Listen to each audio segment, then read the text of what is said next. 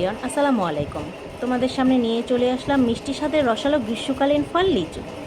এই লিচুর আদিনিবাস কোথায় তোমরা কি জানো? লিচুর আদিনিবাস হচ্ছে এশিয়া মহাদেশ। তো এই লিচু দিয়ে কি করব সেটাই তো তোমাদের সঙ্গে শেয়ার করা হয়নি। এই লিচু দিয়ে আজ আমি লিচু মাখা করে দেখাবো। তো তোমরা তো প্রথমেই দেখেছো আমি কতগুলো লিচু নিয়ে নিয়েছি বাটিতে। তারপরে একে একে সব লিচুগুলোর খোসা ছাড়িয়ে এর ভেতরে যে বিচিটা আছে সেটাও আমি ফেলে দেবো।